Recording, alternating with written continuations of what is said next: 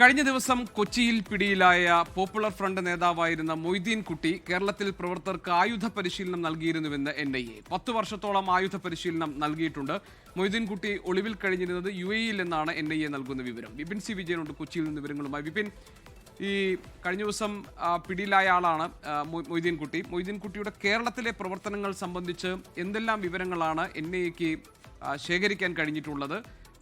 ഈ പോപ്പുലർ ഫ്രണ്ടുമായി ഇയാൾക്കുണ്ടായിരുന്ന ബന്ധം, പോപ്പുലർ ഫ്രണ്ടിന് വേണ്ടി ഇയാൾ നടത്തിയിട്ടുള്ള പ്രവർത്തനങ്ങൾ, ഈ കാര്യങ്ങളിൽ പൂർണ്ണമായ വിവരങ്ങൾ NIA-ക്ക് ലഭിച്ചിട്ടുണ്ടോ? അതിന്റെ വിശദാംശങ്ങൾ എന്തൊക്കെയാണ്?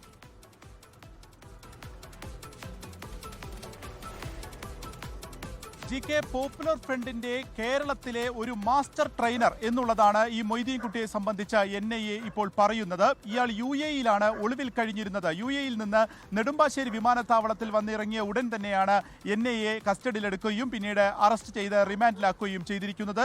കൂടുതൽ വിശദമായിട്ടുള്ള ഒരു ചോദ്യം ചെയ്യലിലാണ്. ഏകദേശം 10 വർഷത്തോളം PFI പ്രവർത്തകർക്ക് കേരളത്തിൽ ഇയാൾ ആയുധ പരിശീലനം നൽകിയിട്ടുണ്ട്. 100 കണക്കിന് യുവാക്കൾക്ക് ആയുധ പരിശീലനം നൽകിയിട്ടുള്ള ആളാണ് മൊയ്തീൻ കുട്ടി എന്നുള്ള വിവരമാണ് NIA പുറത്തുവിടുന്നത്.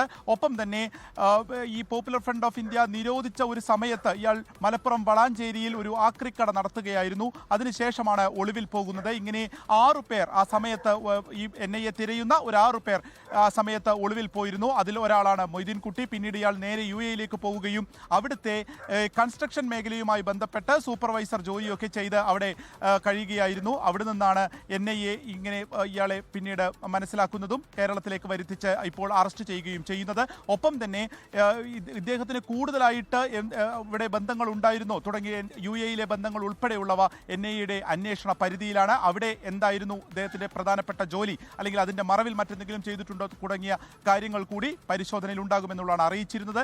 7 ലക്ഷം രൂപയാണ് ഇയാളെ കാണിച്ചു കൊടുക്കുന്നവർക്ക് NIA വാഗ്ദാനം ചെയ്തിരുന്നത്. ഇതുപോലെ തന്നെ 3 ലക്ഷം മുതൽ 7 ലക്ഷം രൂപ പാരിതോഷികം പ്രഖ്യാപിച്ചുകൊണ്ടായിരുന്നു ഇവർക്ക് വേണ്ടിയുള്ള ഒരു അന്വേഷണം NIA നടത്തിക്കൊണ്ടിരുന്നത്. അതിൽ മൊയ്തീൻ കുട്ടി പിടിയിലാവുന്നു. അതിലെ കൂടുതൽ വിവരങ്ങളാണ് ഇപ്പോൾ പുറത്തുവരികയും ചെയ്യുന്നത്. GK. ശരി, വിപിൻ സി വിജയനാണ് വിവരങ്ങൾ നൽകിയത് കൊച്ചിയിൽ നിന്ന്. ലോകത്തെവിടെയായാലും ഏത് സമയത്തും 24 വാർത്തകളും ഓഗ്മെന്റഡ് റിയാലിറ്റി പാക്കേജുകളും എക്സ്പ്ലെയിനറുകളും വിശദമായി കാണാൻ ഞങ്ങളുടെ YouTube ചാനൽ നിങ്ങൾക്ക് സബ്സ്ക്രൈബ് ചെയ്യാം.